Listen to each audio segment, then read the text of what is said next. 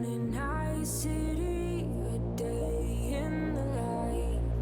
I was on my own, catching a ride with the lady. Her hair hangs down past her thighs. Blue and pistol, she satisfies. Leather jacket, zipped up tight. And big ones coming, look for lost and found. Iron gleams, bright and night city, where your appetite weighs you out to sunrise. She pulls my trigger, got me up alright. It's a danger pretty here in night city. Here in night city, got me up alright. Here in night city.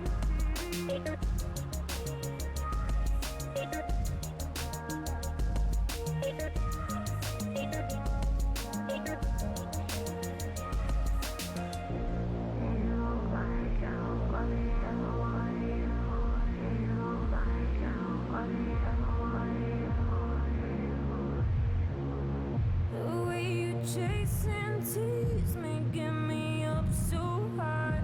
We're on the rooftop and you don't compromise. Too many hollow, empty bodies lying around my street, don't testify. You got to whisper now on your arm, and so we keep on moving. Gotta take it slow, no. She pulls my trigger, got me up alright. It's a danger pretty here in night city. She pulls my trigger, got me up alright. It's a danger pretty here in night city. Here in night city, got me up alright. Here in night city. I think I'm gonna give you that, right? She pulls my trigger, got me up alright. It's a danger pretty here in night city.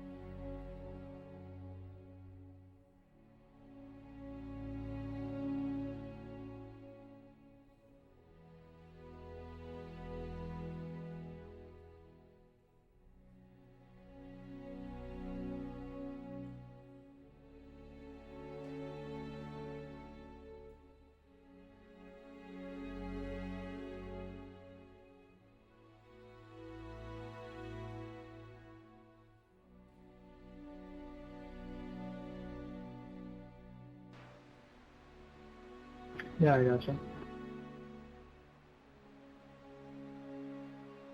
I believe.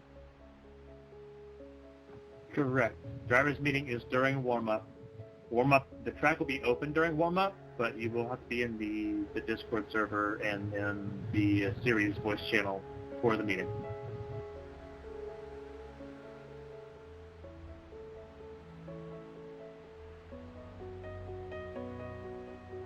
I'm just happy I get to race with y'all.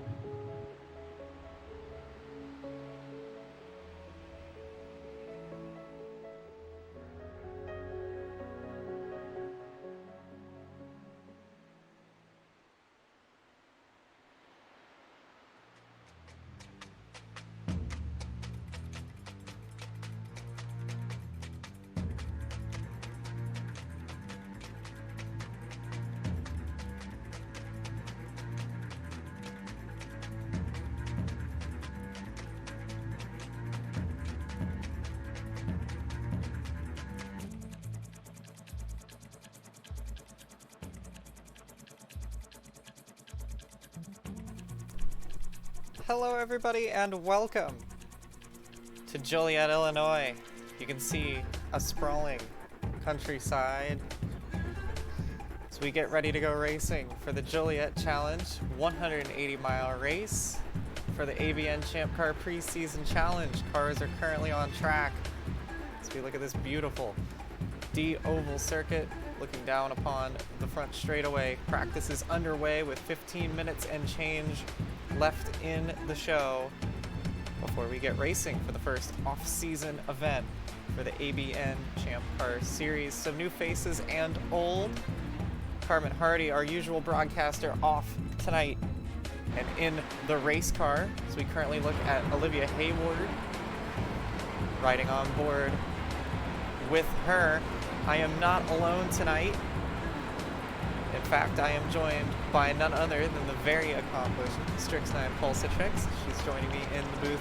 How are you feeling tonight? You haven't really been calling open wheelers. You're usually used to cars that throw themselves sideways. How's it been for you so far? Well, first of all, very accomplished. Thank you. I really appreciate that. Yeah. And as you noted, yeah, I'm a lot more experienced with cars going sideways, specifically with drifting esports, like Esports Drift Association and whatnot. But that being said, this isn't necessarily outside of my wheelhouse, in a manner of speaking. Although I'm more used to tin top cars, open wheels are not much different. It's just, you know, they're a little less shy about showing some wheels. So this will be a lot of fun to watch, a lot of fun to do some commentary for as we, of course, watch some of these drivers driving around here. But, you know, ultimately, oval racing is something that's been around my household since I was a kid. Indy, not so much, definitely NASCAR, though. But in the grand scheme of things, aside from the fact that aerodynamic grip has a little bit more of a play when you're talking about Indy cars than it does in NASCAR, it's still pretty much the same. You know, you got to take care of your tires. You got to make sure you got enough fuel to end the race and, you know, push at the right spots to put yourself in a position to win the race. So it'll be really fun. That's for sure. Yeah, I'm looking forward to it. Of course, ESDA, something that you're very much a part of, is something that I'm a little bit out of water of when we play around with that. It's great to have you in my home for once. Yeah. I do pleasure happen to be know... here. It's a pleasure to be here. The chandeliers are nice. Yeah, it's very pretty in here. Of course, you know, they got those installed when I won the championship of the regular season. So. Oh, of course. Yeah. Only the best for the best, right? Oh, absolutely. And this is who we're currently looking at is Carmen Hardy as she brings it to the apron and gets off the racetrack. Has not been in the race car in quite some time. Keeping the seat warm for us, and now having her own little endeavor during the preseason challenge, trying to go at it and have some fun in a car that she loves so much, racing against some very good competition. We already got names you might recognize, like Doug South, Bryce Saucier, Kaylin Kerman, Emma Carter, among others. Also some new faces, Davey Dambios, Frankie Francesca, James Wright, to name a few, and a very big name in Lee Overton has thrown his hat into the ring and is about to take part in the number 16. We're currently looking at Emma Carter, the Belgian-American, as she gets that OMF pink number 70 down pit lane. So a lot of names on the board here. Anyone's, Strix, that you're looking at in particular for tonight that we should be paying attention to as an outsider? The name of Way Overton, I think you said, that's familiar to me, and if it's familiar to me being like more of a drift head than a grip head, that's got to be a name to reckon with. But there's certainly some other names, as you mentioned, Davy Dambois, as well as Carmen Hardy, of course, on track as well for the first time in quite a long time. And got to be honest with you, very happy to see her taking to the course now. After running ABN, it's nice to be able to give her a break so that she can actually get out there and have some fun while we're doing the job here for her. As we take a ride on board, we could take a really nice look at Nashville here at the Joliet circuit, and I gotta tell you, this place is gorgeous. It's got really steep banking. It looks pretty well open, wide open throttle, rather. I don't know why I said that. I will tell said you it what, backwards, but I'll tell you what, it is a great racetrack, and it's also unique in the fact that the back straightaway is not straight at all. This track continuously turning. It's going to wear that right front tire more than any other place. But also, as we ride on board with Hayward, look at how rough this track surface is. And as we pan back to the front of the car, watch those front suspension arms really work overtime through these corners, especially here through 3 and 4. All the time they're going to be moving. It's a very bumpy track. It's a very worn track, but that's what's going to offer us some really good racing tonight. Yeah, very bumpy courses. That's once again going to be causing some wear on the tires, as you mentioned. But given that this course is always turning, I've been on one course like this before in an oval circuit, and I can't remember off the top of my head what it was. But for certain, when a track just keeps turning and turning, it doesn't stop, it makes me dizzy. I don't know how these drivers are not keeping themselves from getting dizzy, let alone just driving at max throttle the whole time. It's crazy. Yeah, it is crazy. And when you think about how tightly these guys and gals are shoved into these race cars, this is on board with Emma Carter right now. And look at that. There is barely any room to think, to breathe, let alone race at 230 miles an hour with one another, and it is not a very comfortable seat to be in. It feels very akin to a fighter jet. See her working the hands there to get that car slowed down. She's really practicing her pit entries, which is very critical and very important, or else you'll be looking a bit towards your territory with some cars sliding sideways. But I'll tell you what, with as tiny as these wings are, that is not what you're going to want to be doing tonight.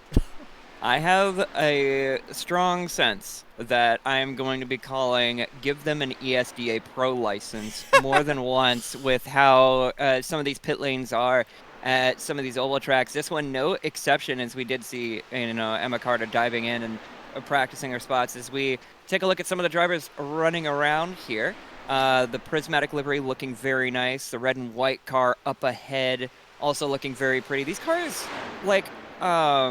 in my personal opinion, Indy cars look better than any other open wheeler I've ever seen. Just with the wings, the way that they are, especially on the oval tracks. They look almost kind of cyberpunk in nature with those tiny rear wings. Yeah, it is certainly something to look at, and it is what allows these cars on these ovals to go as fast as they do, easily reaching speeds of 230 plus miles an hour. As we watch Judith Cooper right now, who's just made a pass on Eric Navarani, the Canadian driver behind Judith, and some fellow Canucky representation. Let's go. There's a couple. We got Davy Dambios as well. Whenever they take to the racetrack, and it's gonna be great. It's gonna be really fun. And the one thing that is bad about this is you see Kaylin Kerman in the 28 in the background. The one thing about this that the trade-off is for these baby wings is sure, it does look cool. It does allow you to go fast, but when you get into a corner, you might be hanging on a little bit. Granted, this car's looked like that the package for this weekend is pretty well kind of what we've been used to seeing on these larger ovals. It looks like it might have potential to be a pack race, which honestly I'd want to see as we look at Zach McBride now running that top lane and Navarani goes below. But we can see right here 3 or 4 cars right on top of each other, and it looks like they can follow relatively well. So they're not having much grip individually, but the other advantage of those small wings is it doesn't punch as much of a hole in the air, which makes it a little bit easier to follow each other. Yeah, that is one thing that I'm quite aware of in iRacing Indy cars and just in Indy cars in general, especially at these oval circuits, is just how much dirty air can really affect the car. I've driven some of the older Indy cars, I believe, at some smaller ovals that don't have as much banking, where you do need to let off the throttle. And in my experience in those cars, it is very terrifying when you go through a corner like you've always done, but you're following a car and all of a sudden that wall is coming right up on you. So good to see, though, that it seems as though there's going to be a little more, like as you saw there, car behind, drifting up into the wall there a little bit, drifting up the lane. So it's going to be interesting to see just how much that dirty air really affects people, and as a result of that, we're probably going to see quite a lot of multi-lane groove, like multi-groove racing here, just by nature of that dirty air, like even, as you said, with that rear wing, not really punching as big a hole as you would see on road courses in the road course configuration. We're still going to be seeing some multi-groove racing as a result of that dirty air, for sure. Yeah, and as you were mentioning with the multi-lanes, we're looking at a beautiful shot of Judith Cooper, the prismatic driver, as we're riding on board and looking at her, and you can see how that outside lane is holding its ground against Judith, who's on the bottom. So it's not quite a clear-cut way to go fast around this racetrack. It's pretty much whichever lane is moving. As you see the 39 car of Navarani go to the bottom as well to try and make a move happen. Tuck in right behind Judith and maybe think about going 3 wide here off into turn number 3. They're getting very racy early on here in the practice session. Of course, 5 minutes before we get to qualifying, the sun, you can see there, beating down on the racetrack. These drivers are going to have it cut out for them, and you can see with these direction changes, I think we're in for a really good show tonight. Absolutely. If this is how the cars are behaving in the practice session, you can only imagine it's going to get even more feisty during the race, especially with these cars being the way that they are in the, you know, in the pocket, in the arrow, with all that dirty air and whatnot, and as we mentioned before as well with the dirty air. But today we are at the Nashville circuit. Chicagoland, actually. Chicago. Okay, well, the logo on the screen that I saw before we went live said Nashville. So well, that one was wrong. I will inform, but okay. Well, I am mistaken. I am of the big dumb, but that's no, okay. It's We're all fine. good. We keep moving. Trust me. In any case, here at Chicagoland, you've driven here, I would imagine. So, you know, give me some pointers. If I was to come out here and do well, what are some of the things I'd have to keep in mind? You're gonna have to be really good at holding your breath.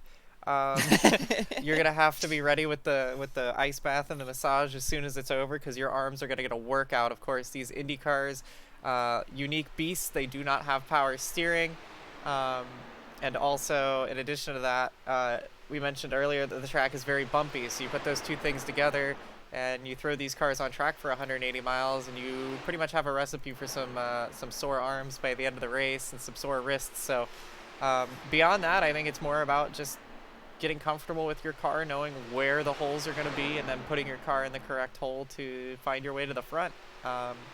It's going to be something worth watching as the race goes on, as the sun sets a little bit. I don't believe we're going to have a night race here as far as I know, but it will get later into the afternoon, and that's going to definitely change how the track feels. And of course, as these cars get lighter at the end of the run, they're going to be a little more maneuverable. So all of that and more goes into it, as we just watched Kaylin Kerman barely brush the wall there in the 28.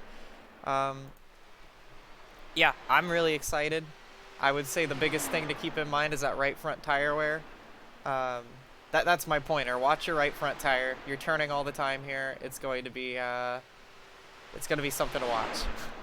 Yeah, as somebody who is quite familiar with drifting and whatnot, it's a very unfamiliar task to try and keep the fronts from being warm, because usually it's the backs that are torn to pieces by the time you're at the end of the run. But good tips from you, and of course coming from you, would be pretty solid advice. But 2 minutes left in the practice. This is going to be a very interesting qualifying to watch. Now, with regards to the format of qualifying, I do know, like, with, the public races, the official races, it's mostly private qualifying. Here at ABN, in the ABN Champ Car Preseason Challenge, I would imagine it's open qualifying, yeah? Like an open track? So if it is going to be as it has been, we'll pull up the rules here on that left-hand side. It is going to actually be a 4-lap average qualifying over 10 minutes. So it's going to be private qualifying that is going to be spread out over that 10 minutes. So everybody will get a chance to run their 4 best laps, and those will be the ones that decide our pole sitter for tonight. Now, just because it's off-season doesn't mean it doesn't matter. These all should count, is to the best of my ability. These will count towards championship points of their own, and it is its own little thing. So it'll be exciting to see. We're riding on board with Doug South, who joined rather late into the original Champ Car season, but immediately showed a lot of pace on the ovals, and a great guy to be around, of course, driving with a great message. There, the Open Medicine Foundation, a lot of cars carrying that logo, and a great cause there. That's what our ticker at the bottom of the screen is, so if you feel like donating to that, it would be awesome, as we're trying to raise as much money as we can in the month of November and in preparation for the ABN 500, which is going to be racing for Open Medicine Foundation. Yeah, charity is always a very good cause. It's always a very good thing to give to a good cause, and the Open Medicine Foundation, certainly one of those important foundations to give to. I believe I recall doing a little bit of research before I donated myself. So if you're interested in donating, they are, of course, throwing a bunch of money at a bunch of different things, like increasing, healthcare for millions suffering from multi-system chronic and complex diseases. So, stuff like myalgic encephalomyelitis or chronic fatigue syndrome, long COVID even, and I know personally a lot of people who are affected by that, post-treatment Lyme disease and fibromyalgia. Those are a lot of conditions that I personally know people who have those, and I can tell you from that experience, from what they tell me, it is incredibly frustrating to hear that there's basically no treatment for that. So it goes to a good cause to make sure that people who are suffering from that are capable of, like people who are suffering from that have at least the hope that there is research being done to ensure that there is something that people can hopefully get treatment for. So if you have even just a couple bucks, any amount will help, and throw it over to a good cause for sure. Yeah, absolutely. And while we are having that little bit, the transition to qualifying has begun, and Davey Damboy is the first one on track, running under the Canadian flag and driving the number 50. It's going to be their first career start here, and it's going to be the average of 4 laps. The ticker at the top going to do its best to try and keep up here.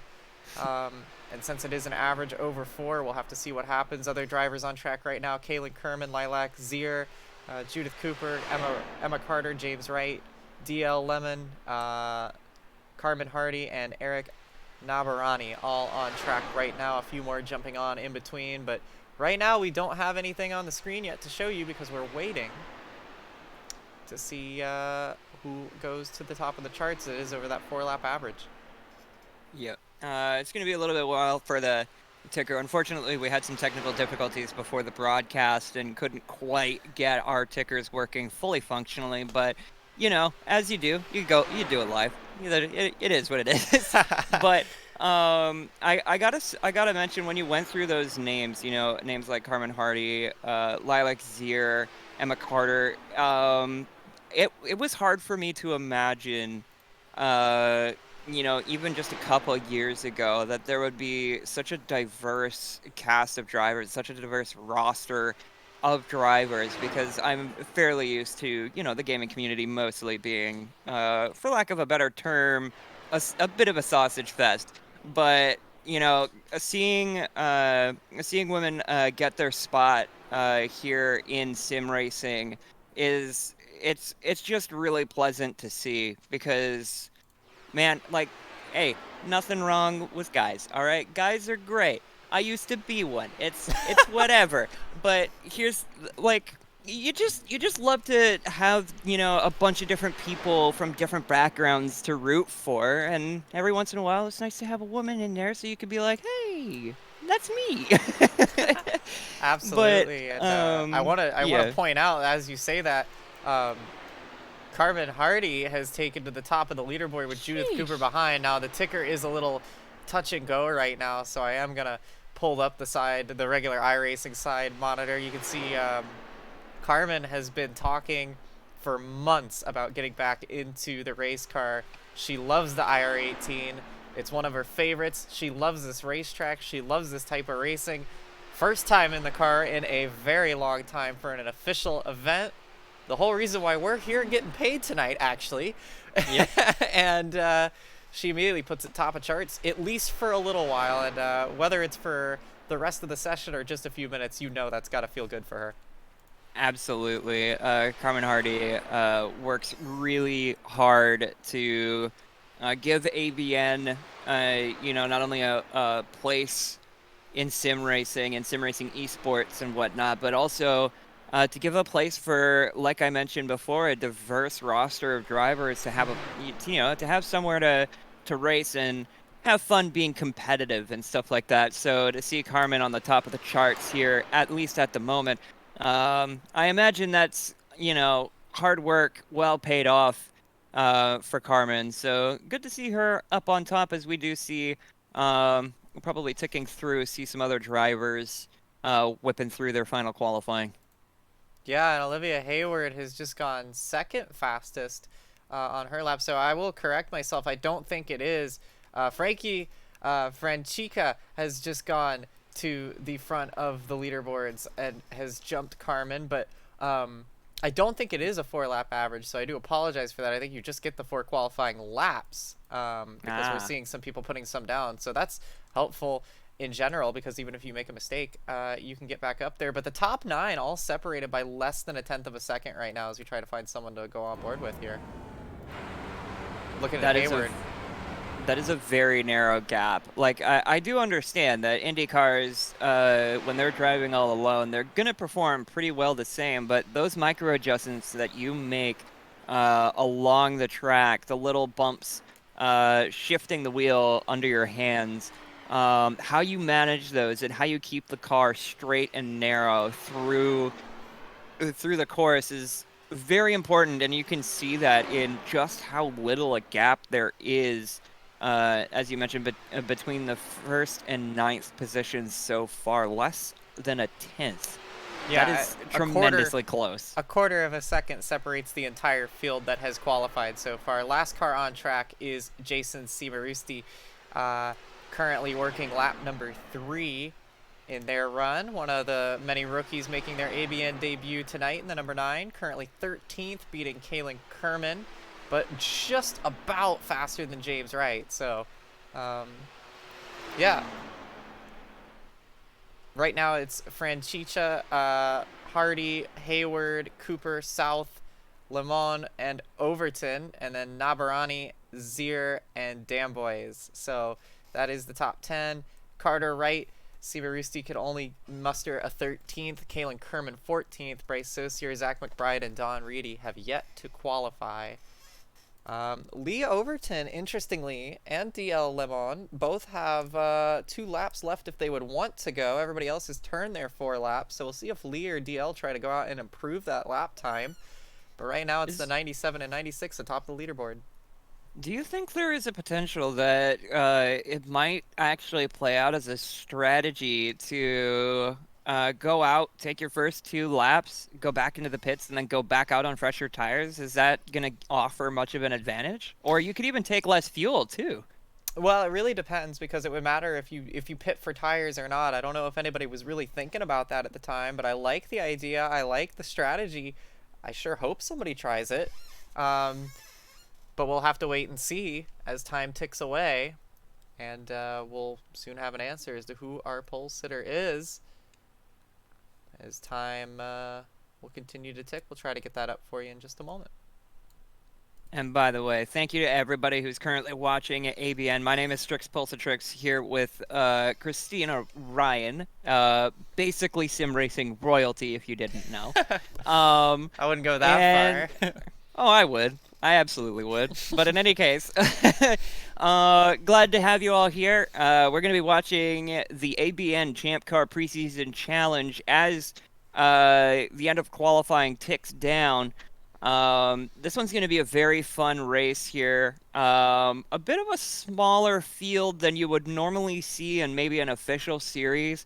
But usually that means you're going to have the pack just a little bit more spread out. Not necessarily spread out in a way where everybody's on their own, but you're going to be having drivers giving each other space, giving each other a little bit more respect.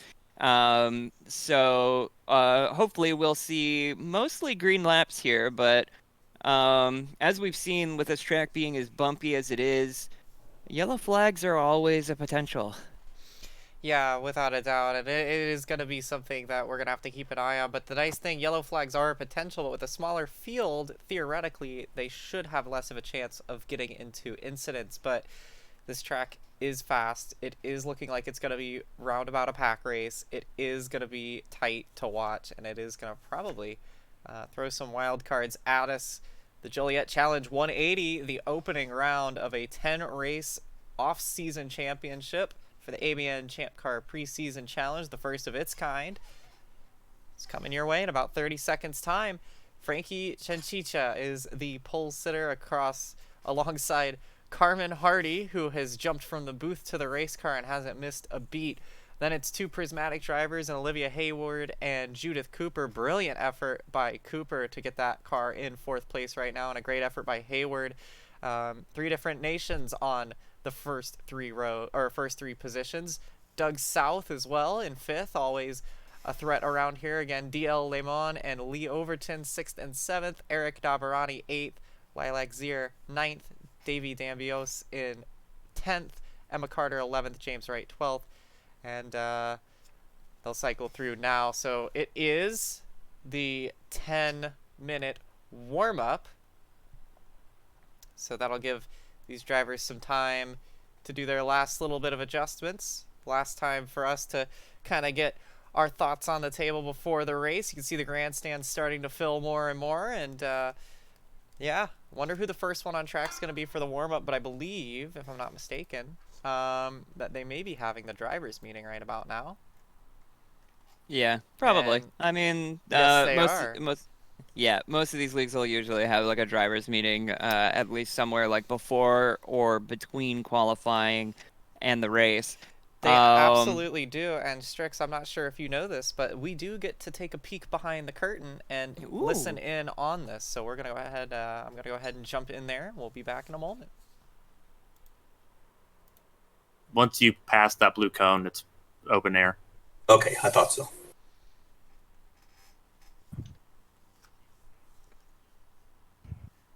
All right. So again, cautions are controlled by iRacing. So that's just how it is. So you don't have race control. If there's for some reason a crash involving 3 cars that iRacing does not get, I need someone to verbally call it out. I'm not eye in the sky tonight. I do not have the ability to control that. So you have to call it out so I can do something about it. Do not falsely throw a caution, because if you call for a caution that's not needed, you'll be disqualified and suspended a race.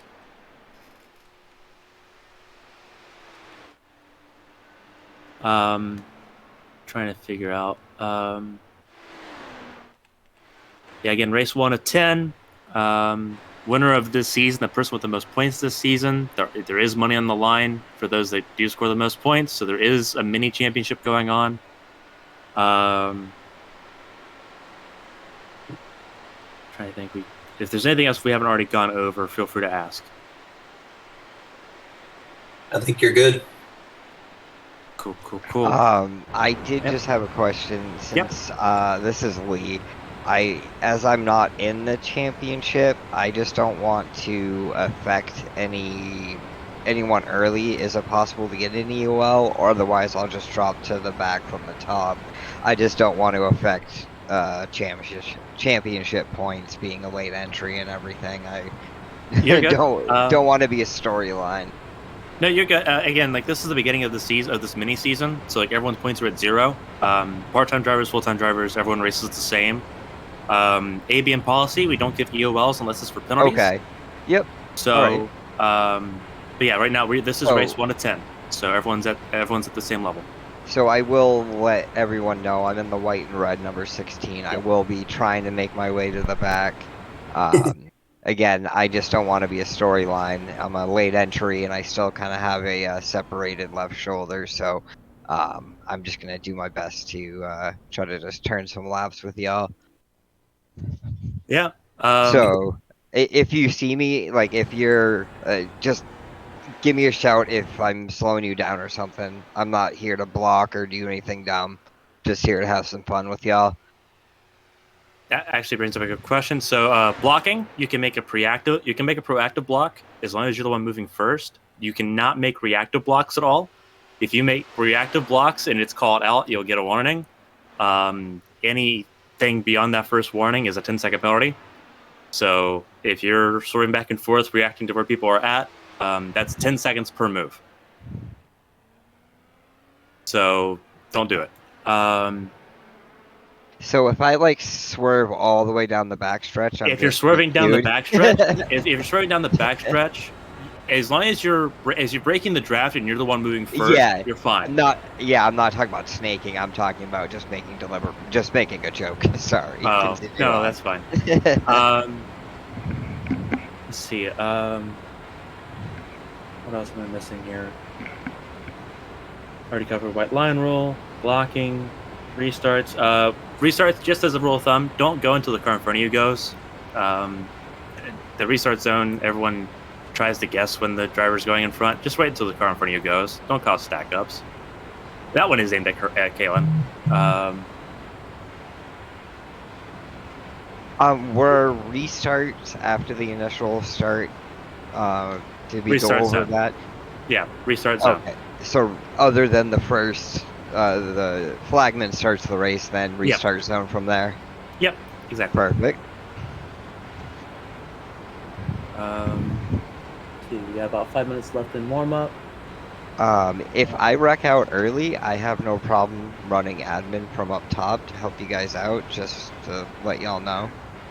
I'll go ahead and make you an admin here, so if you see something I don't, yeah, no. I have hotkeys and everything. Obviously, I'm not going to do anything without your approval, but if I wreck out, I'll happily help out up top. You're good. I got you. If no one's got any questions, y'all can go back to your team chats or wherever you want to be. I'll stay in here just in case people want to just be in general. But everyone is free to go unless you have any questions. No, thanks, Carm.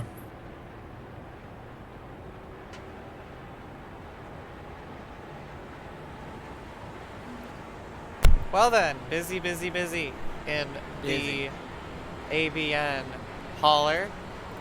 People all getting ready for the first race of the off season. And its own season, as you heard Carmen said, money on the line. So there is something to fight for here tonight and throughout the season. It should be a fun one to watch. It'll definitely be a fun one to watch. And once we advance from the warm-up all the way into the actual race, we'll be racing for about 180 miles with a fuel capacity of 75%, so only 13.9, just under 14 gallons of fuel can be put into these cars at one time. So we're going to be seeing some pit strategies here come into play. And of course, your standard rolling start, you have 4 sets of tires that you can change into. Very unlikely to see that we're going to be seeing drivers going through all 4 sets, I think, throughout the run of the race. But heading into this one at Chicagoland, this will be a very fun preseason challenge to watch, especially as you mentioned, we have prizes to potentially win from. Yeah, and you know, for those people that maybe don't think they're going to have a shot at the championship, it's a great time to learn, you know, just have fun. Go at it for a little mini championship. Maybe you didn't want to have the stress of the full calendar season of the ABN, formerly known as Indy Arcs, but now being renamed to the Champ Car World Series, and being one of the premier series normally in ABN's lineup, enough to have its own off-season challenge, of course. It is going to be one of those situations where, you know, if you are a Kalen Kerman, if you are a James Wright, you know, you don't race very often, you are a Lilac Zier who doesn't race open wheelers very much and isn't a big fan of them, this is a great opportunity to get some seat time and to learn and to get used to the car and maybe go out there and take some names and surprise yourself. Yeah, this is a very good opportunity for drivers to kind of pick up on things that they don't normally pick up with. Lilac Zier is somebody that I race with on Sundays in a Corsa Competizione GT3 League event. She drives the Jaguar G3, which is known to be one of the bigger handfuls of tin tops on ACC. A very wild car, mostly top end, fights you through the corners and everything like that. So, you know, seeing a driver like Lilac, who I race with, driving in these open wheel cars, much more fragile, but much more speed and much more grip. In these kinds of preseason challenges, you know, between the season sort of things, it's just a very good opportunity to be able to get your feet wet in a discipline that you're not familiar with. Yeah, it is going to be something to watch, and we're going to have very experienced drivers racing with inexperienced drivers, and it's going to be its own little excitement, honestly. And I'm pretty sure that even though Lilac's comfortable with some tin top handfuls, this is probably unlike anything that she has ever driven before. And honestly, the initiation not going too badly right now, if I do say so myself. She's hanging in there, running with teammate Judith Cooper. You see Judith on the right-hand side, Lilac on the top. Judith going to the inside again in that number 4 machine. Looking to have a good day for the Prismatic Bunch. They stick together. I know better than anybody else. The team usually sticks together, so it's going to be interesting to watch. I'm very excited to see how this one goes. And you've had some time now as the warm-up commences here and ends, and we get ready to get on the grid. What are you feeling, Strix? I'm curious what your opinion is headed into this one.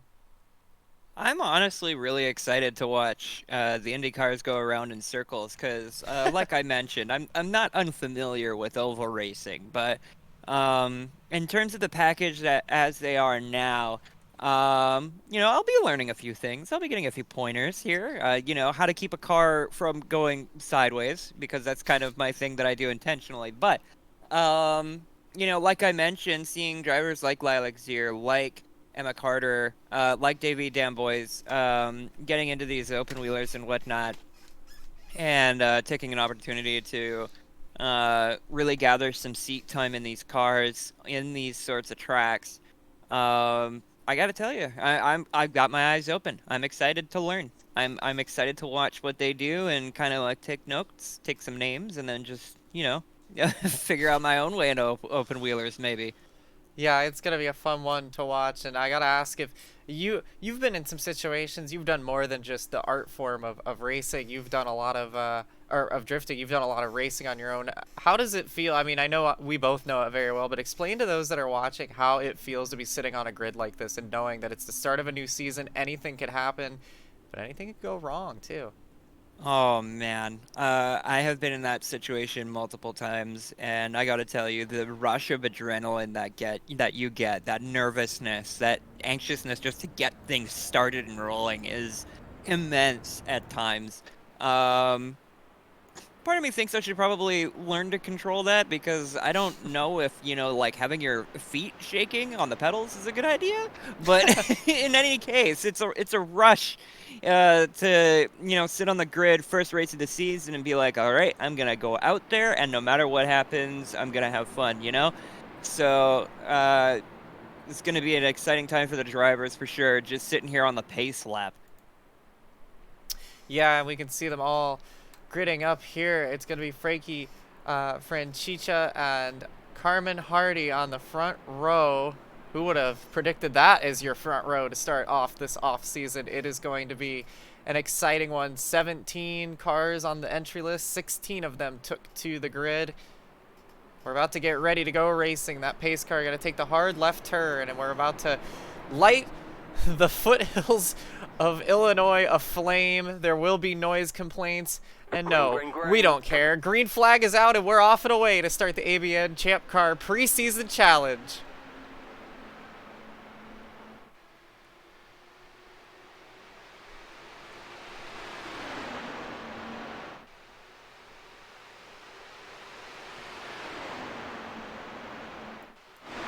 Franchicha got a good start early on.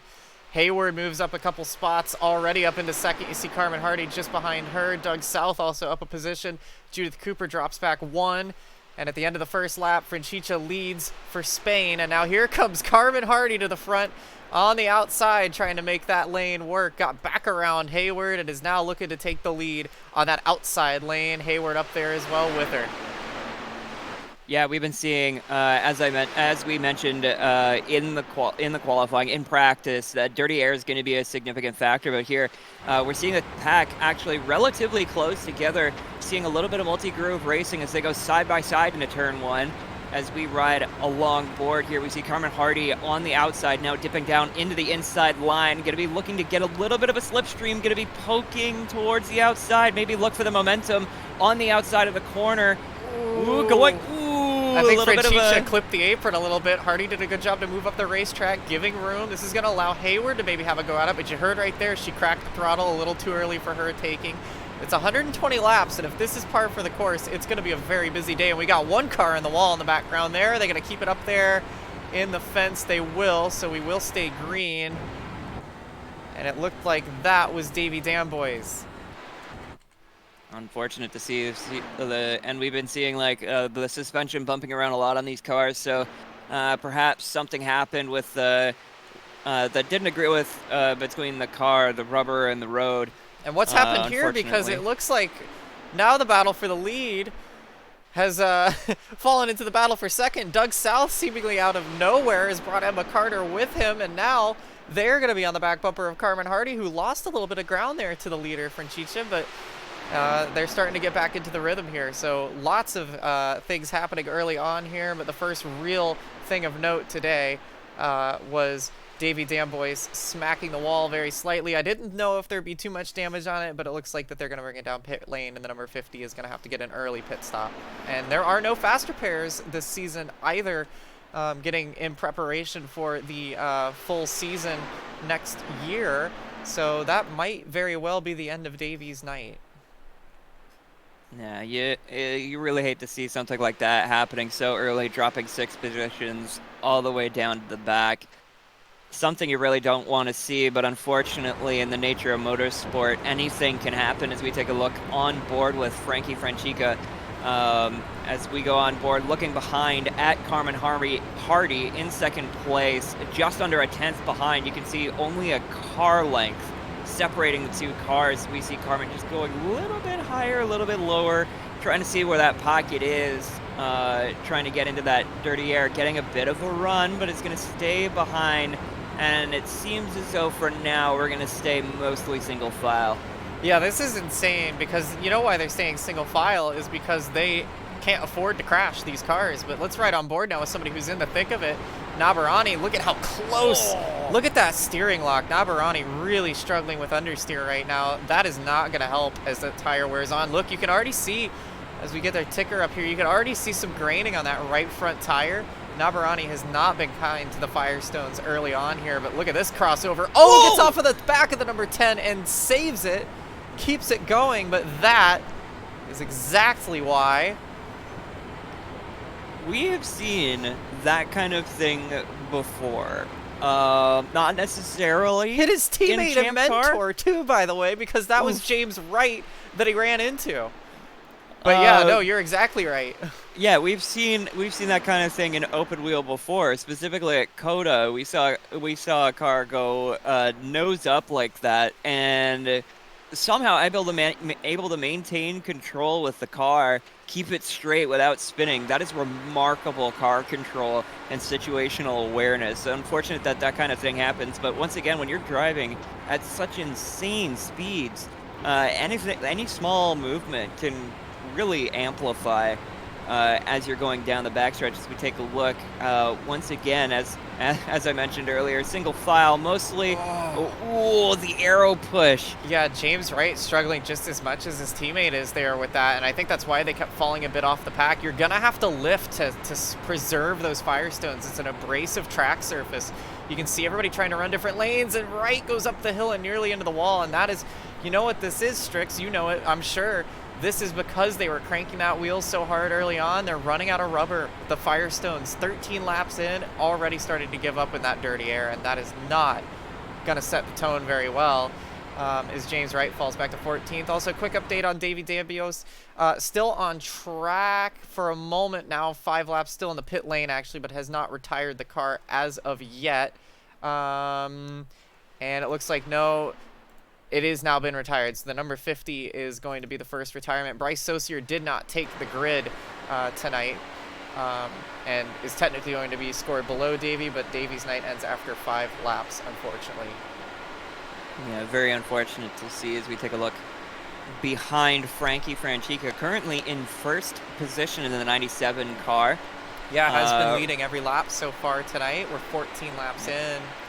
And it looks like we're not going to see much of a change of that either, because one disadvantage of sitting behind a car in front is certainly tire wear. You're going to be using more of the tire to get through the corner because you lose a lot of that aerodynamic grip. But one thing you gain is fuel mileage, because you have less drag sitting in the pocket of the car ahead that the car head is punching through the air. You're going to be using less gas going wide open throttle. So that's also part of the strategy here. Going single file like this is going to be saving you gas so you can pit later and hopefully stretch your run a little bit further. And towards the end of the race, that could pay dividends for Carmen. Yeah, absolutely. And you know, saving fuel, maybe saving a little bit of tires. And right as we say that, Carmen is trying to go to the outside and make a move for the lead on Frankie Franchica, but couldn't quite get it done this time. But 2x2, pretty deeply back here. We got a slow car on track. That is Eric Nabarani in the 39 machine. Going to try to stay to the top of the racetrack and let the field go. Now, he doesn't have to technically pull over, but he is going to be a courteous back marker. The youngster going to let the field kind of sort themselves out as Carmen gets down on the apron. Can she hang on? She does it in a huge crash to bring out the first caution of the night, and that is Zach McBride into the catch fence. And that is not what you want to see. The first caution of the night comes out early here. And that is a nasty one. And again, no fast repairs. So this is going to wipe out a significant portion of the field. And that is not a good way to go there. DJ Lemon, Doug South involved. Zach McBride with damage. Frankie Franchica made it through. I think so did Carmen. I don't know that Carmen has any damage. Judith Cooper is now second. Lee Overton made it through. So McBride, Lemon, South in the pit lane. I think it might have just been about a 3-car crash, which would be absolutely stunning if that is the case. Let's try and take a look and see what happened here if we can. So you see Carmen Hardy on the apron in the number 96 machine there. So this is how it all kind of formulates. Oh, Carmen comes back up the apron. Oh. Doug South makes contact, spins in front of McBride, and look at them. They just turned into toy cars at this point, Strix. Yeesh. Oh. Yeah, that's really unfortunate. The back marker almost clearing it, but unfortunately clipping the nose of some of the other cars there. I think I recall hearing during the drivers' meeting, one of the drivers currently on track has a separated shoulder that they're healing from, and if I recall correctly, that is in fact the exact driver, that back marker in the red and white car, trying to avoid with a separated shoulder. Not something you want to see, but unfortunately it seems as though the back marker in this case was not the cause of the incident. I'd really like to know how Carmen Hardy ended up on the apron, though. Well, you'll see her there. I think she was afraid of what Nabarani was doing, and it did trigger that incident, so good avoidance here by Hayward to get out of the way in time. But yeah, I think let's see here. Hardy following behind here. Oh, I'm not really sure what happened. That's strange. That had to be some kind of technical malfunction with the wheel, or perhaps, you know, something as simple as a cat running through your sim rig. It had to be something like that, because that seems rather... This is on board with Kalen Kerman. Yeah, that seemed very unorthodox. I'm sure we'll have an explanation soon. So Kerman clips that Haviline car of Simarusti, and Simarusti does a brilliant job hanging onto that race car after the contact. Look at this here. Checks up, does a good job. Kerman, a bit young, a bit inexperienced, kind of comes in deep. Oh, Great job saving it there. What was that about, an ESDA license? I think we got a qualification right there, yeah? Yeah, I think I got a spare one in my back pocket. Oh my goodness. So, the first race of the night, or first race of the season, has a horrendous crash, and that's the risk that you kind of run. After pit stops have cycled through, I believe it's going to actually be James Wright who takes the lead, because I believe everyone else has made a pit stop. Yeah, it seems like everybody except James Wright has taken to the pits, aside from the drivers involved in that wreck. So some of the other drivers, of course, sitting in the tow, probably wanting newer tires, but James Wright taking the risk here to gain the lead position of this race. So we are going to have our first lead change of the race, with James Wright climbing 11 positions in the number 10 car, all the way up to the lead, as Frankie Francica leading the race for most of it up until the yellow flag, currently in second. Yeah, absolutely. And having led every lap, now we're going to have to see, even though it's on old tires, we're going to have to see what Francica can do from behind and get back in front of Wright. Now, Wright, I don't know that I necessarily agree with this move, because it is it is going to be a bit sketchy here. On those old tires, less fuel, all of that, it is not going to be a very fun time for Wright. And also now being off sequence from everybody else, that could also cause some problems. But hey, gonna get a few laps led. That's gonna count for something, if nothing else. We saw the issues. I'm very surprised, Strix, that with all the issues we were seeing with them steering and that right front tire, I cannot understand though why they didn't pit. I don't know. Maybe the goal is just to get off sequence here. Perhaps James Wright is expecting another yellow flag soon here, to be able to dive into the pits. And, you know, getting off sequence, either overcutting or undercutting, can be quite a factor in setting yourself up into a position where, you know, you could potentially win the race, or at least finish higher than you would have if you hadn't gotten off sequence. So very interesting to see how this will pay off for James Wright. But of course, Frankie Francica sitting in the back, second position, to hopefully catch out the driver here. Yeah, I'm a little bit confused here, unless this was oh, that was Eric Navarani passing the pace car early. I'm not quite sure. About that, but James Wright's gonna go ahead. Looked like a late wave around, perhaps. I'm not sure, but anyways, James Wright leads us off. Francica in second. Cooper, Carter, Hardy, and Overton following behind. Ooh, Frankie getting a little piece of that apron, but keeping it together as Frankie looks to pass on the outside. They do have the pace, because once again, those old tires definitely reducing the amount of speed you have. You have to lift off the throttle if you've got worse tires there. The pack certainly getting a little bit feisty though. We got a Navarani. Sorry, I heard the rumble of the gravel. Looks like Navarani's lost it again. All by himself. We stay green and the field is gonna clear. Didn't mean to cut you off there. I just saw the smoke and heard the gravel, so. Hey, you know, if there's a car spinning, absolutely interrupt me. That's more interesting than anything I have to talk about. But James Wright still certainly in the lead. Frankie very close behind, with Emma Carter up on the top line, running right against the wall, very close to that wall in the entry. Ooh, a little bit of a touch from a prismatic car against Emma Carter, but keeps it straight. And Carmen Hardy on the apron as well, off the pace. Yeah, holds We're on getting to a little it bit for now, chaotic. but they are getting, yeah, they're getting everywhere. I heard a small touch to the wall there. This is Judith Cooper right now. She's just hanging out, letting it all happen in front of her. I don't really disagree with the strategy. And This is something that I would be doing. Absolutely 100%. Just kind of ride at the back and pick up positions when they inevitably wreck, because the racing up there is terrifying. yeah, and it seems a little bit much for early on in this race. And Franchica, of course, has a reason to fight for it. You got Lee Overton trying to go to the lead. Emma Carter currently to the lead. That's the first time she's been on the point tonight. 3 wide behind her as Hardy tries to go on the outside of Lee. Look at how bobbly they all got there. They all got loose there. 5 cars under a blanket for the lead. Emma Carter now trying to hold off Lee Overton, who gets loose again on entry.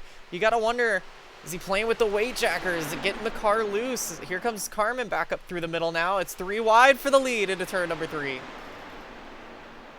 Emma Carter currently just edging out front, but Carmen Hardy getting a huge run on the outside. Carmen Hardy going to be leading for a lap here, as once again we have Lee Overton on the outside, swapping positions outside, inside. The outside's going to have the run throughout the backstretch, but Carmen Hardy going to be a little bit of a nose ahead.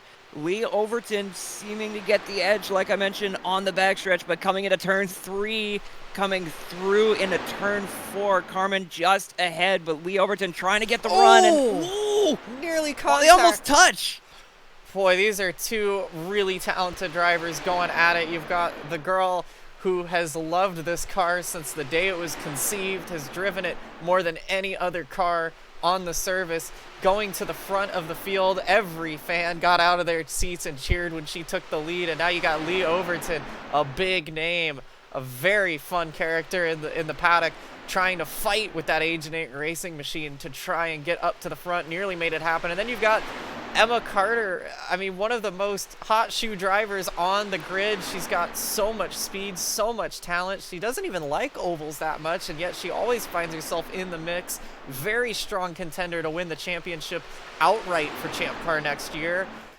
Almost had a shot to do it on a partial season this year, and tucked right up behind Carmen. Now these 2 know each other and trust each other pretty well, and it's just incredible to see all these different names up here. And then look at this. I mean, you look back and you got a couple of the new drivers just sitting right there like they've never missed a day in racing. You got Franchica and Seema Rusti. Remember, Seema Rusti was sideways in the grass about 4 or 5 minutes ago, suddenly inside the top 5 and fighting for a chance to lead this race. Truly remarkable scenes here. Lee Overton probably trying to find a way back to the inside line, or maybe just going to see if the outside line kind of develops, getting a little bit of a train behind to see if they can gather up a little bit of momentum, but that left car going to get in the way. Yeah, that's James Wright. I really don't understand the not pitting strategy. Finally has made a pit stop on lap 29, but obviously struggling a lot as Eric and James try to hang on there. But up at the front currently as they dodge the traffic, it's Carmen still out front and on the point. Emma Carter right behind. Franchica up to 3rd now, and Seema Rusti trying to work the top with Overton. Yeah, we're seeing a lot of different interesting grooves getting generated here. Only went really single lane for just a lap with Leah Overton trying to make the outside work, and now with Seema Rusti up ahead, they can hopefully gather some momentum to take a challenge for the top spots here. The podium is Seema Rusti getting side by side with Frankie Franchica. But Carmen Hardy and Emma Carter seem to be controlling the pace of this race really well. There's a decent gap, and that gap has not been closed in on until just now. It looks like Seema Rusti finding a little bit of pace in the tires. Look at the run they have on the backstretch. Yeah, that was a monster run coming out of turn number 2, but not really able to do a whole lot with it right now, but has gotten up alongside Emma Carter, going to pull her off of the back of Hardy ever so slightly. Overton still tucked up behind Seema Rusti as the 2 debutantes try to make it work on the top lane. You got the 2 veterans on the bottom, and then Frankie Franchica, who's been very quick in the early portion, not able to get back to the front yet. Hardy doing a good job holding that white line. I think Emma right now, tucked in right behind, isn't trying to make too much happen. I think she sees what's going on, is maybe trying to save a little bit of fuel as well, because the shortest way around is going to burn a little less fuel than the top when you're running full song. Yeah, and then on top of that, sitting behind Carmen, sitting in that pocket of air that these cars punch through, you're going to be saving a little bit of fuel that way too. So probably a smart decision to keep the fighting down just a little bit. We are still, of course, lap 38 of 120, not even halfway done yet. So we still got a lot of race to go. And fighting early on, as we've seen, has resulted in some very unfortunate circumstances. So I think some drivers are probably choosing to calm down, get themselves situated as we sit on board with Olivia Hayward. Yeah, and you can see checking the mirrors there as they are full of teammate Lilac Zier hanging just on the back end. All the prismatic cars kind of taking their time here towards the back of the field. Of course, the bumps coming through on the helmet camera.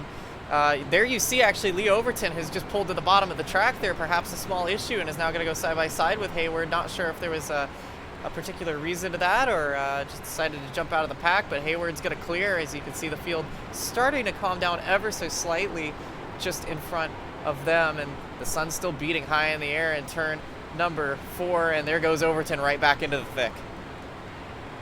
Yeah, that is wild to see, you know, and that is the advantage of these Indy cars. As long as you don't lose the draft, you can pretty much, like, basically drop to Donestead last and still be able to make up pace to bring it straight back up the field. So Lee Overton, maybe the car got a little bit saucy, lost a little bit of pace, but able to regain that pace and shoot straight back through Olivia Hayward. Currently, Lee Overton in 8th, Olivia in 9th. But as we take a ride on board with Carmen Hardy, Emma Carter just behind. This is how they've been for the past few laps here, and it's probably going to be how they are for quite a while, either until the next caution or until the next round of pit stops happen here. But we do see just in the background there, some drivers taking a peek at the outside, maybe trying to think about get something moving on the outside and try and make a train forward. Yeah, you know, it's not quite like where it is with stock cars where pushing each other is going to help each other. You can really make a lot happen by yourself if you keep catching the wake of the cars in front of you, but it's that balance between managing the tires, not getting too much aero push, but still somehow finding a way to get those slipstreams in the corners. That is something that is so hard to master, and is something that a lot of people struggle with, especially if they're new to this car. But we see everybody right now tucked in single file, might be starting to save some fuel, getting ready for that next round, because we're not probably too far off of pit stops in a little bit here. Obviously, Lee Overton trying to get back into a position here and going with Kaylin Kerman on the top. Now Overton's going to jump back down and tuck in behind Don Reedy, but yeah, right now it seems like everybody trying to calm it down just a little bit. And as we look at that lap counter, we're not too terribly far away from halfway. It's going to be a pretty quick race here tonight if it stays green, and that is the critical thing, if it stays green. And just taking a quick look here, the last pit stop for most of these drivers was lap 19. Don Reedy topped off on lap 20, as did Lilac Zier.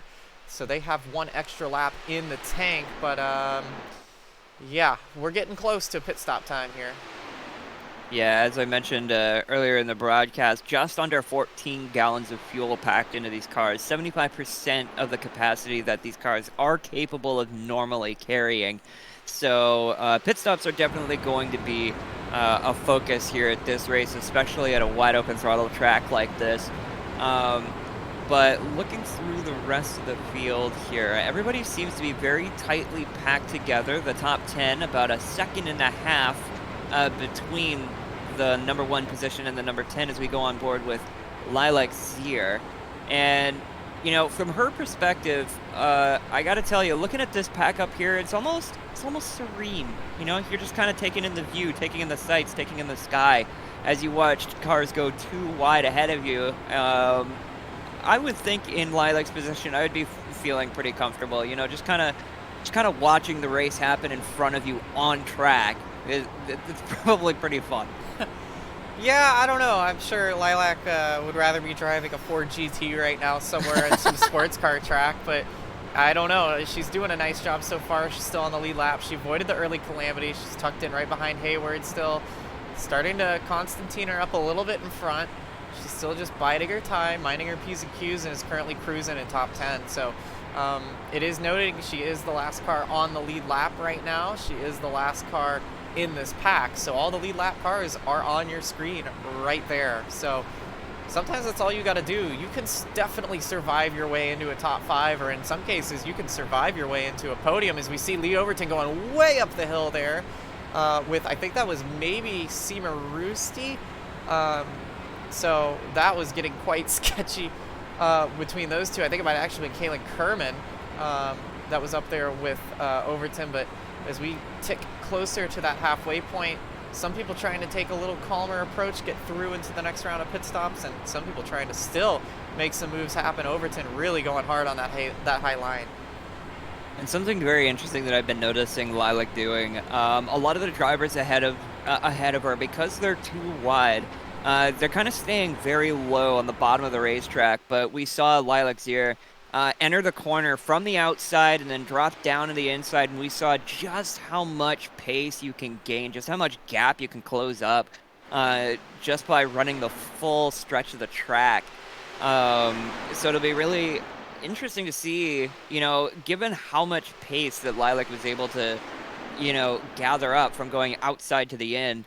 You have to wonder at some point, are there going to be other drivers who are going to be trying to take advantage of that? Well, we kind of saw it earlier. If we remember when Navarani and James Wright made contact, Navarani had such a run on Wright that he wasn't expecting when he went from the high lane to the low lane, that he ran right over the back wheel of his team owner. So yeah, that's a good example of how not to use that line. But I think that's how we've been. Oh, we got a car around there. Who was that? It might have been a lapper. It was Navarani getting out of the way just barely, but we stayed green for that.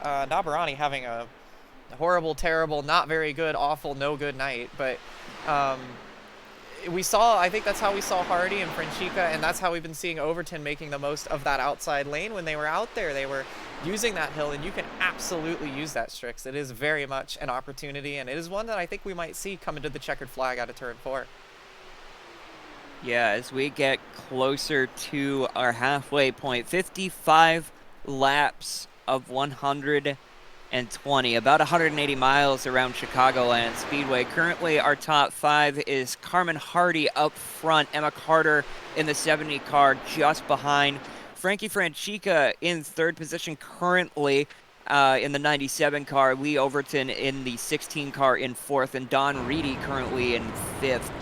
Don Reedy currently is probably the underdog story of the day right now, making up about 10 spots from qualifying. So doing very well here as we ride on board the lapped cars. The whole field, you can see the speed differential here. That has to be scary as a lapped car, watching just how much more pace they have than you just because they're in the draft. Well, he has smacked the wall on the way and trying to let these guys go as well, so that definitely doesn't help things very much. But yeah, no, I mean, it's better to hit the wall and get out of the way than hit the wall and knock out the whole lead pack. So not a good night for Navarani or Wright, unfortunately. And here's Emma Carter trying to muster a child. Oh, we got a crash as Hardy tried to pit. Caution comes out, and that is going to cause a lot of trouble. And one car still upside down, and I think that's Franchica or Seema Roosti, actually. It is Seema Roosti. He couldn't miss this one.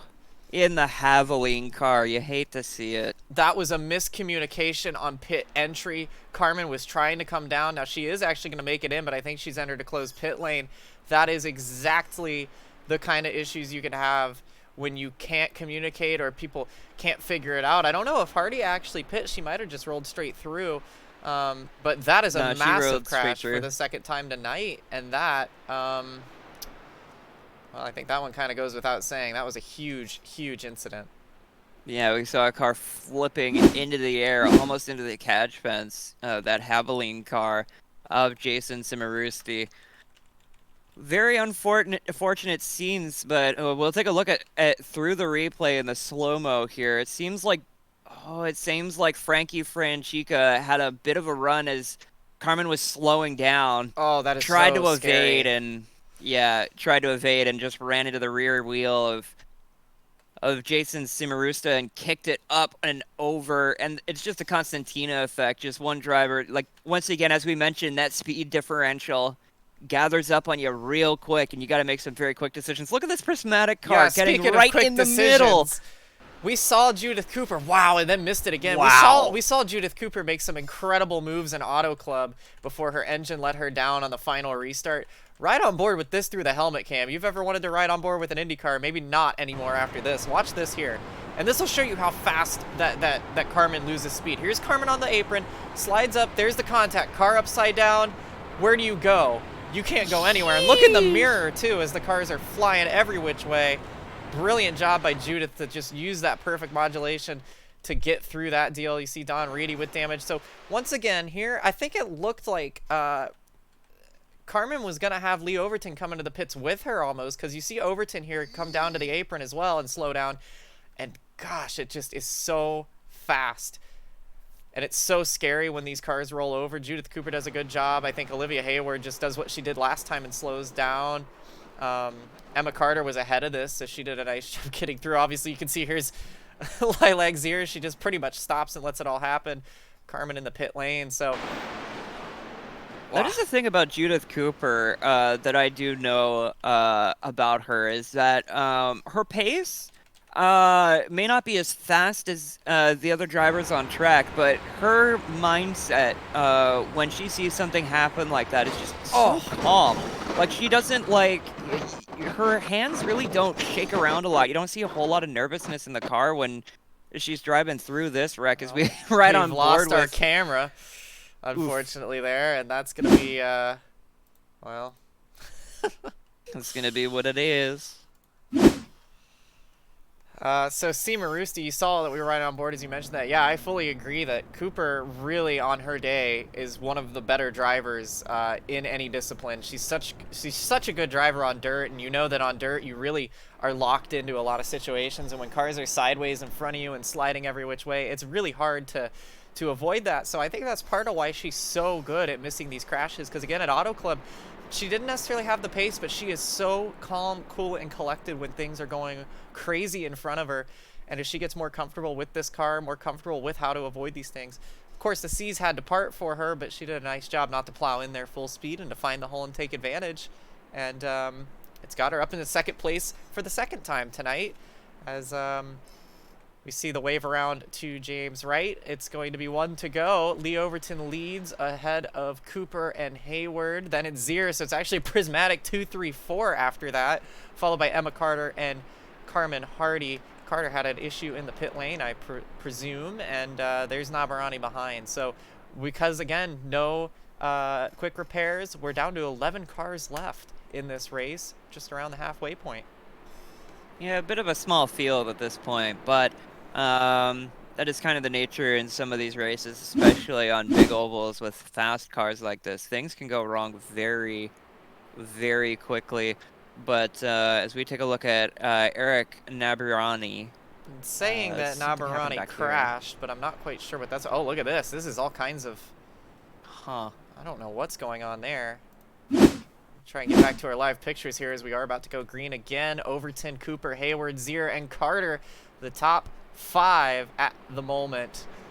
And the pace car going to take the hard left down pit lane. We might see a few more cars drop out because, of course, Don Reedy had damage as well as a few others, but green flag back in the air. Lee Overton, for the first time tonight, leads us to the green flag. Just past halfway.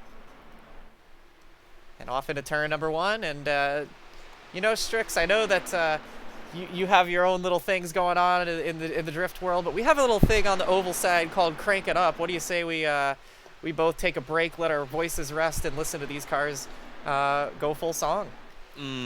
It's always my favorite part of any motorsports broadcast. Let's crank it up.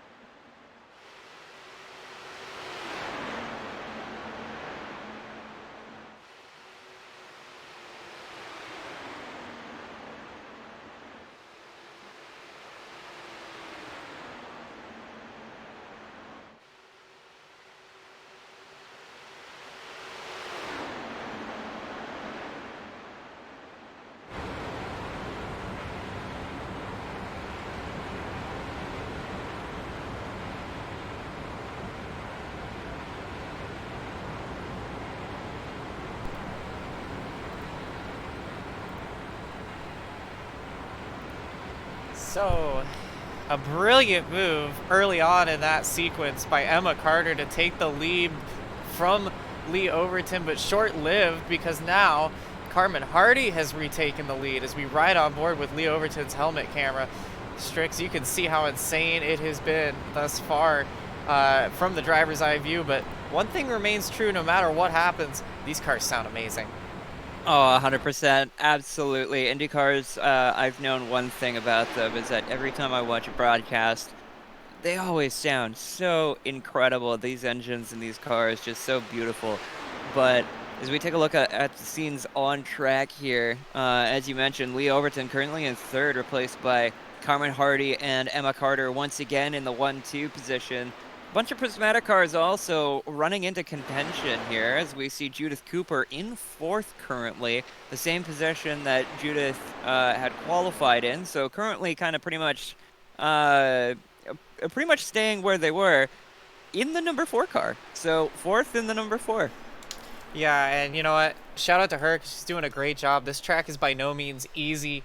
This is a car that's very fast-paced. It's kind of, to put it in the closest terms to her, it's like a wingless 410 USAC car, but with a lot of grip instead. So it's a different world for her, but she's been coping very, very well. And honestly, these prismatic cars, we noticed earlier in that stint, they were riding towards the back, waiting for things to happen in front of them. Then something did happen in front of them, and they all made it through. So even if they don't make it to the end of this race by some reason, they've made it far enough in to where they're pretty much going to get a top 10, even if something were to happen. So really not a bad day at all for all of them out at the office. And they're running right now 4, 5, 6, as they have been for a lot of the race, all three in a line. So it tells me that they all have the same strategy tonight. And you know what?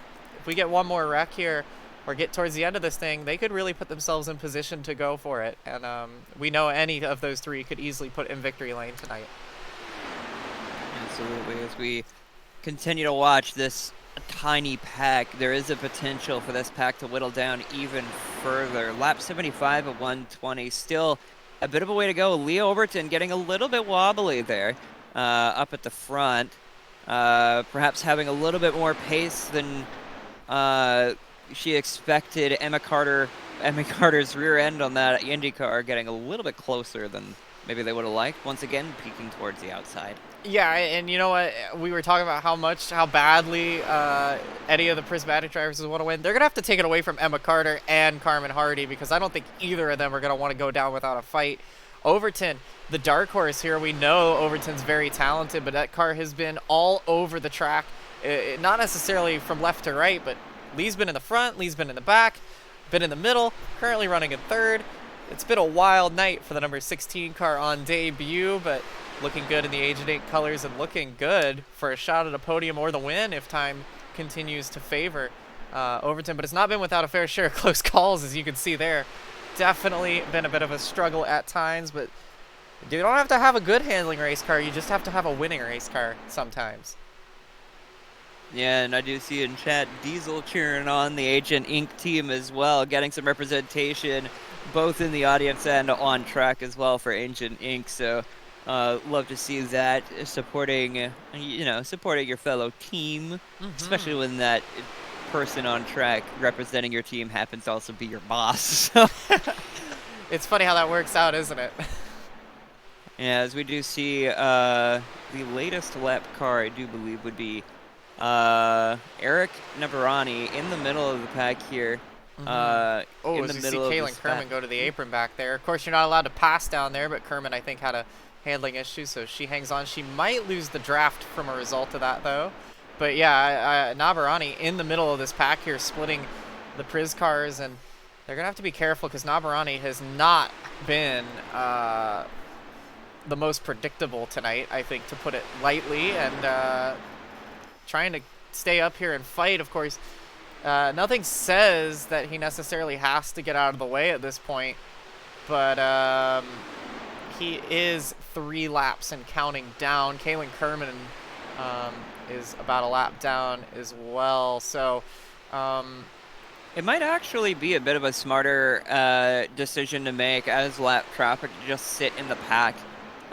Because we've seen drivers kind of drift up to the top and let cars by, and how much chaos that can generate. So this might This might just be a cool idea to sit in the center as cool as a cucumber. Yeah, and let things kind of happen around you. Yeah, to sit and ride is not too bad, but, you know, I'm sure, you know, it doesn't matter what the reason is. I do agree. And if I was a lap car, I'd probably be chilling too, but you already know that everybody on the lead lap is saying, why is there a lap car in the middle? Get out of the way, son. We're trying to win a race. So it's just a matter of, are you the one being held up, or are you the one trying to save and not lose any more time? And yeah, we could get into the politics of that all night. Yeah, as you mentioned that, as we saw the cars go through turn 1, there was definitely a significant gap there. The cars behind Eric Nebarani at risk of losing the draft if he doesn't keep on the back end of these cars. So yeah, there are advantages and disadvantages. On one hand, you're a little bit more predictable, but on the other, if you're slower, you're going to be holding up the cars behind you, and yeah, Zira and Hayward are in a sandwich of lappers. Kalen Kerman and Eric Navarani pretty much bookending the two.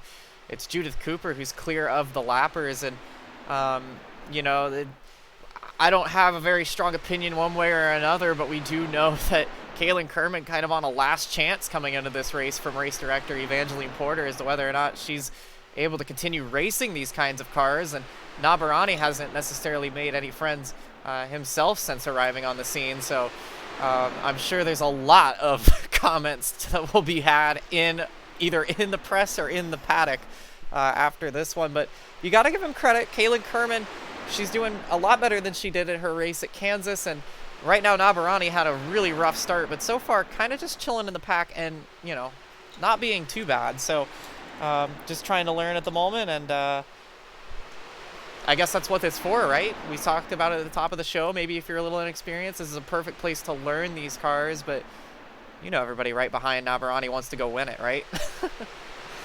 Now, I was going to say, man, are we being a little bit harsh here? But also, I know what it's like. I've been on the ESDA side of things. We goofed on people making mistakes. We even I said I didn't have an opinion on it. I just said that I saw what I saw. We're just telling it how it is, but yeah, what I'm saying is, like, back in ESDA, you know, we even have a meme for when somebody bins it in the wall and ruins their entire run. It's called Big Bowl of Soup. Yeah, Big Bowl of Soup.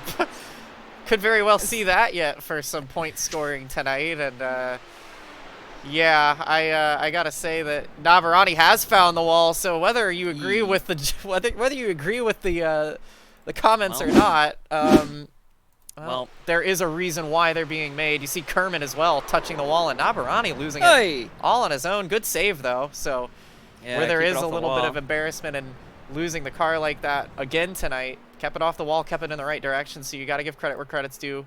There is car control, if nothing else. Yeah, well, I mean, there is soup. They drove off the track. There but is also soup. They didn't get.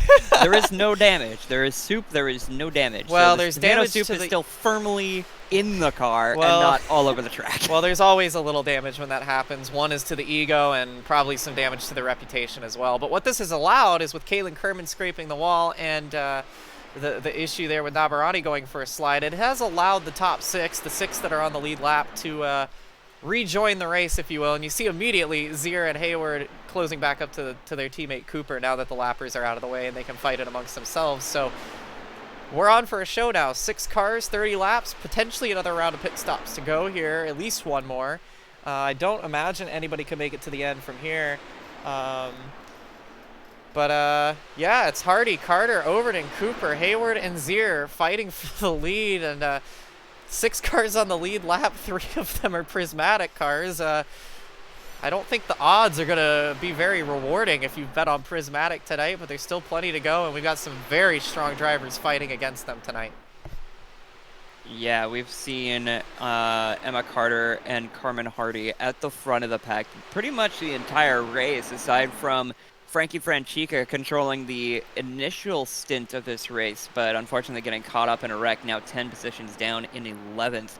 But for now, Emma Carter currently controlling the pack behind, a bit of a gap forming behind her and Judith Cooper and Leigh Overton. Yeah, and I think part of that, to be honest, is you see how they were side by side. Cooper and Overton were fighting out for that podium position, And it looks like Cooper might have a slight advantage here over Overton at the moment. They should still be in enough range to suck back up to Carter, but they are going to have to be careful because they are in danger of losing that group if they mess around for too much longer. And also now coming up on a lapped car, they're going to have to be careful navigating that as well. I believe that is Nabarani. Yes, it is. So Nabarani was towards the tail end of the lead pack, now once again on the track in the number 39, and everybody is going to have to deal with that. And Hayward has gotten by Overton now as well. So Overton's starting to fall back without any help on that outside line, not able to generate a run, and now Zier will also pass. But watch Overton here, that white car on the right. Probably going to fall back here and get a really big run on the field as Carmen Hardy pits from the lead, handing it off to Emma Carter now. So this is going to trigger the final round of pit stops for the night, and Overton's in the box now as well with 25 to go. Yeah, we're going to be seeing Emma Carter taking control of the lead pack for the first time in this race.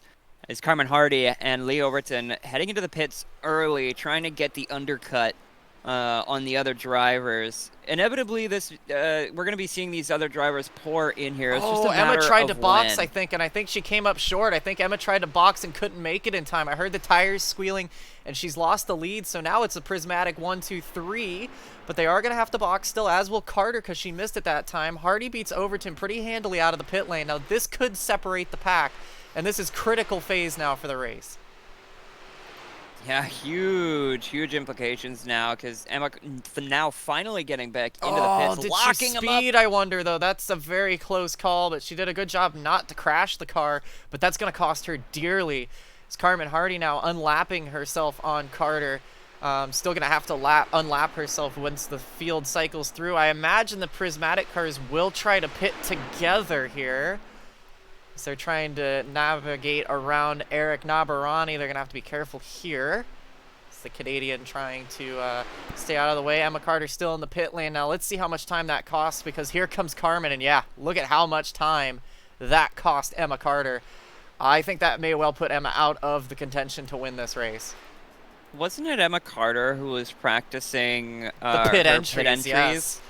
It's man, that's the thing about pit entries on oval circuits, is just no matter how many times you practice, just every now and again there's just this one little error that gets in the way and then completely screws your race. And unfortunately, Emma Carter, we saw her practicing, and unfortunately hit one of those tiny little errors, and now having to make up a significant amount of time to be able to catch up to Carmen Hardy. Well, you know what it was that, you know, when you're in practice, you don't have pressure. We're on board with Carmen Hardy now, trying to see where the prismatic cars come out. Zier stayed out, but there's Hayward and Cooper right there. So this is actually going to give the lead to Hardy. So Carmen Hardy's going to inherit the lead here once Lilac Zier pits, but she has yet to do that. Now it looks like she's going to come in. Will she get in cleanly? But the issue with Carter was that she didn't have pressure when she came into the pits under practice conditions. Now, you know, she's leading the race. She has to come in under the green flag. It's a critical pit stop. Now remember, this is Zier still the leader. We're going to ride on board with her. We're going to watch for Carmen Hardy, who's just unlapped herself. So will Zier get out of the pit lane? Really good entry to the pit lane from Hardy. That was the difference. But no, I did that in the eNASCAR series. I practiced pit entry 30 times, and I still slid my box. So really good stop there from Zier. Now where is Hardy? There she is. So Carmen will take the lead by a lot, and will Zier actually beat the other prismatic duo? She's going to fall in line. So now the job is going to be, actually that's I think that's Hayward fighting with Overton. So Cooper's fallen off and is going to go with Zier. So it's going to be Overton and Hayward trying to cut down a 4-second deficit to Carmen Hardy, who's played the cards right on the pit strat so far. One thing that I want to point out while I was watching Lilac Zier's cockpit camera was watching Lee Overton and Olivia Hayward driving ahead of ahead of her, and it was just kind of incredible watching Lee Overton's car dart from one side of the track to the other. It almost felt like dogfighting in a way. You know what I mean? Like, well, just they felt look like fighter jets. planes. Yeah, they look like jets from the inside. They look like jets from the outside. We've had 2 cars flip over tonight. I don't think you're too far off on that one. You know, I might be right. Are we playing Ace Combat right now? Well, we sure have the music library to go with it, but right now, Carter is currently without any friends in 8th, and that is going to be critical for her because without any draft, at least you've got 2 cars and then 2 cars. So the front car in the lead pack of Carmen Hardy and the last car in the lead pack of Emma Carter are without help. Now, this is what's going to be critical, is how does this gap close if you're Hayward, if you're Overton, if you're Zier. How are you going to get back up there? Because the gap's about 4 seconds right now. We're going to have to keep an eye on that over the next 16 laps because that's a mighty hard gap to close. But you've got Carmen Hardy with Kaylin Kerman here as well, so that could be a factor in this as well. You were saying? What one would say, perhaps a mighty hardy gap to close. No. You're welcome. You're welcome. Why do you think ESDA put me on broadcast instead of on commentary? You know, we're working with what we got, right? No, I'm just kidding. But it's been great having you in the booth. Honestly, it's been so much fun. But I tell you what, it's been fun having here. Yeah, absolutely. And of course, we get to look forward to this 9 more times. So I hope you guys are enjoying the broadcast watching right now. It's been great bringing it to you so far. Still a little bit left in this. We're going to go ahead and change the ticker. There's only 6 cars left on the lead lap and only 5 of them that have some drafts. So conveniently, we have a top 5 ticker.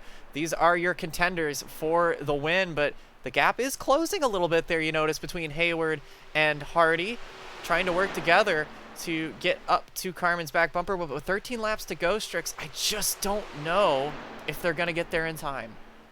Yeah, I don't think it's going to be enough because when I was checking the pit stops, when we were watching those pit stops, I don't think tires were put on the car. People were just refueling and going with what they had left. And I feel like the only advantage you'd really be able to have to pull something out of it was to replace your tires. And that's only me making an assumption, just kind of looking at what was going on. So I'm not too sure if Lilac had taken tires or not, but I feel like that would have been risk it for the biscuit strat to try and get that extra pace on those tires to try and catch up. But at the moment, 3 seconds back, Olivia Hayward and Lee Overton, that's a significant gap to be able to make up with just 11 laps to go. I don't know if there's going to be enough time. Well, they are closing, and then we do have to keep in mind, while this race does not have green-white checkers, it does not have 1-lap restarts, it does have natural cautions. If one were to come out, they would have enough time to restart and give us a shootout to the finish. However, with the way that the cars are looking, there's only a handful on the track. It would take a very costly mistake from somebody to bring out the yellow flag at this point in the race. Nabarani has jumped to the pit lane. Speaking of, I'm not sure if he's had an issue or not here. Yeah, not quite sure if something happened to him to put him in that position, but he has brought it behind the wall. I think he might be done for the day, and that's one less car that Carmen Hardy has to worry about bringing out a yellow. Yeah.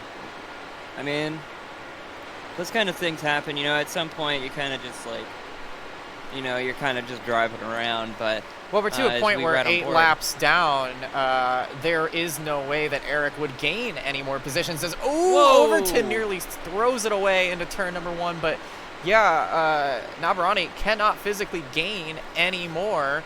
And it looks like Carter has had an incident of her own here in the number 70 machine. She clipped the apron out of 4, and that's a big save from Emma. And still going sideways. I think she hangs on to it. Oh, she doesn't. She's hit the wall. But I don't believe that's brought out a caution because it was not in the path of the field. So we stay green, but that is her well and truly out of this race now. That is a big heartbreak for Emma, who was doing so well. And that's an example of the errors compounding for her. That's very unfortunate. Hate to see it. That kind of mistake. Did a very good job saving the car through the grass, and then all of a sudden the car just bites it Yeah, the hook tires were straight right. dirty. The tires were dirty. The revs were too Yeah. high. It didn't look like it was gonna go her way. However, I'll tell you who it does look like is gonna go her way is Carmen Hardy. She is 5 laps away from winning on ABN debut, technically, to get herself in victory lane. It has not been without its hardships. She has been on the apron. She has been sideways from time to time. But she is looking like she will take the win, barring any post-race penalties, though I don't know that she's going to get any. So we'll see what happens here. Hayward still closing the gap, looking good for a P2. Zier and Cooper are fighting it out for that 4th position, and Lee Overton trying to get back to Hayward and is back to Hayward, so they're going to fight that out for the 2 steps on the podium. But Hardy, the gap is closing, but not quickly enough. Barring a massive issue, a caution now would end the race. So Hardy only has to survive at this point and not make a mistake to make it to victory lane. And now the question starts compounding in your head. At this point, with the track so spread out, with the cars so spread out from each other, there's practically no way that Carmen, who has been in the front of the race, this basically whole race, there's no way that you could assume that we're going to be seeing some kind of, there's no way we're going to be seeing some kind of wreck from Carmen. But the one mistake you can make, underfueling. And we have seen Olivia Hayward pull up on Carmen, so now it makes me wonder, is that just on raw pace, or did Carmen underfuel? Well, she very well could have, but the white flag is out, so we'll find out very quickly whether it worked or not. If she can make it to turn 3, she could coast to the finish. Hayward gaining an awful lot. And Carmen does look to be slowing pretty substantially, but again, could probably coast from out of turn number 4. Hayward's gaining, but it's not going to be enough. It's going to be the head honcho. She's going to do it.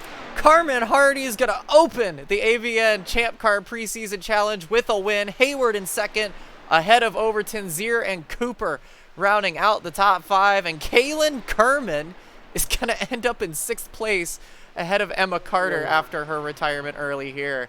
And That was pandemonium That was some of for the 96. You can hear the radios in the background here. She is your winner tonight. It's her night in Joliet. A fantastic storybook finish for Carmen Hardy, working hard behind the scenes here at ABN to bring you all kinds of esports action from iRacing, and now once again jumping into the car and showing that she ain't rusty in the slightest. Parked up on the finish line beautifully. A fantastic job from Carmen to get things done, and get things done very well. And of course, Kaylin Kerman, the only lapped car that ended up staying on track, so benefiting from that, getting quite a few points from the race as we see Carmen do some donuts for the boys and girls in the stands and for all of you watching at home. Yeah, and you can see, you don't think she thinks this is a big moment for her. That is some very, very enthusiastic burnouts. I have a feeling that Buick engine will not make it back through scrutiny, because it's probably going to get blown up here. But Carmen Hardy added to the list of ABN winners tonight. She sat back, she studied, she watched for 24 rounds throughout 2022, and now finds herself with an opportunity to race and an opportunity to go for it herself. And of course, barring any post-race issues, unofficially, she is your winner in the number 96, and that is a great finish. We'll hear from her, Olivia, and hopefully Lee Overton as well in some time. But for now, your race winner. We'll just give her a moment to soak this one all in, yeah? Yeah.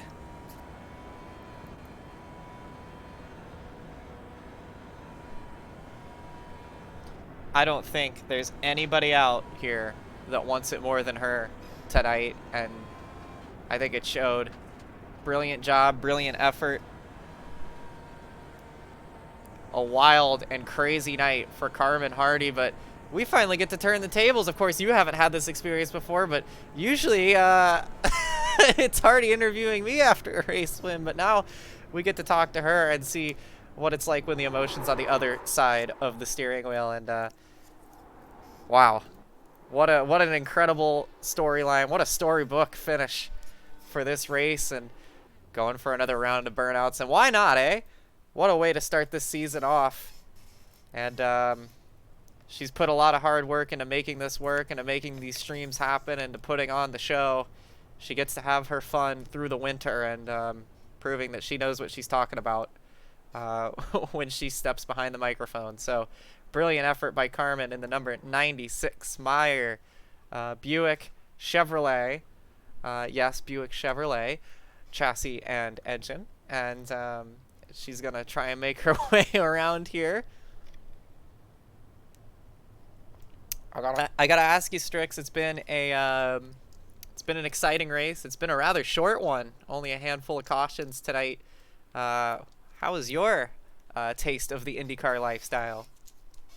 I gotta tell you, more exciting than I would have ever anticipated. Not to say that I wasn't anticipating any excitement at all, but watching these cars move as fast as they do, especially side by side, going into turn 1 and into turn 3, it's just like watching a dogfight, like watching Top Gun or something like that. So, seeing these cars and watching them drive the way they do is just endlessly amusing to me. It was a lot of fun, and I'm glad to be here to call the action with you for that, Christina.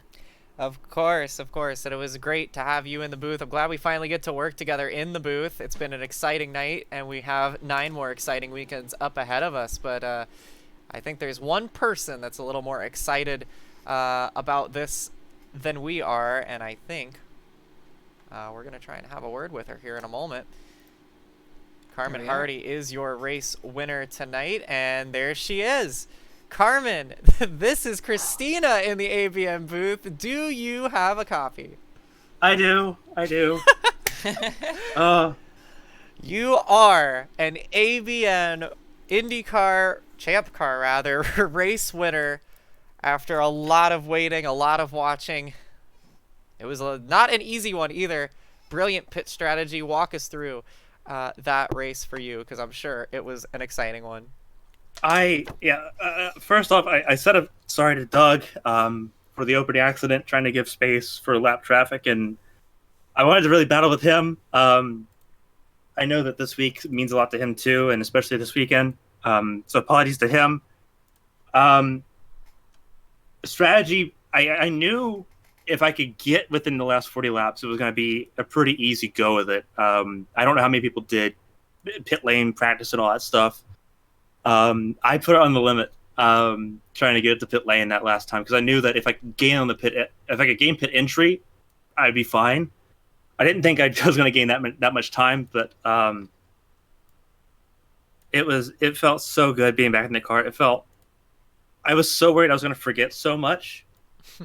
Like, obviously there's some intangibles you don't forget, right? But then there's a lot of nuance in this car, and I thought I'd forgotten that.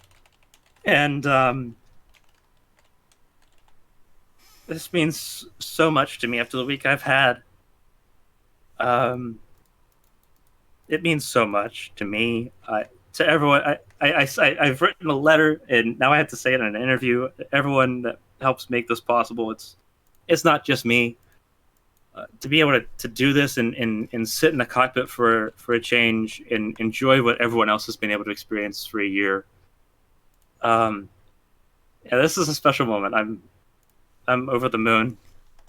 We're over the moon for you. Of course, we can hear the emotions coming through on the voice, and we can tell that you wanted it. We know you've been wanting to get a race car to go out there and show everybody that you know what you're doing. You can go out and win these races. You can pull it off. And now that you have, I don't think amazing could even sum it up. You, on your first try, a debutante winner, and now you get to add that to your own stats that I know you have said an awful lot about this season. It's been I made a comment about it this morning. It's been over a year and a half since I've been in this car competitively, and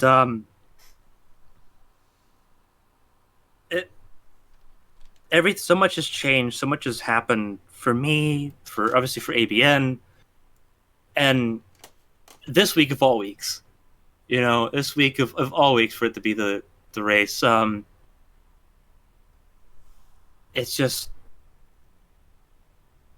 like for once I don't have words to say, but thank you to everyone that showed up tonight. Obviously, I think we had 16 show up, which was phenomenal for a preseason race. It's not even a main championship event, but a lot of people had fun. It was a lot of fun tonight. Obviously, Suzuka in 2 weeks is going to be difficult. Completely different situation. I think I'm going to have the brakes beaten off me there, but to kind of jump in and be like, okay, I got a race win. It's official now. Strix, feel free to jump in too, but I wanted to ask you, Carmen, what is it like now knowing that it's off the back now? You have won the race. You are an ABN Champ Car winner. You have added your name to the list, and there are no more doubts. You can win a race. You have won a race. How does this change it? If, say, you go to Suzuka and have a terrible race, how does that stack up to tonight? It's less about, winning races. So I know everyone can get lucky, right? Like we had 13 different race winners in Champ Car in 2022. If you put yourself in that position, I've said this repeatedly. Luck is the intersection of talent and opportunity. Yes. And this was it. Like I know I can do it. It just the opportunity needs to be right too. It means so much. Winning as me.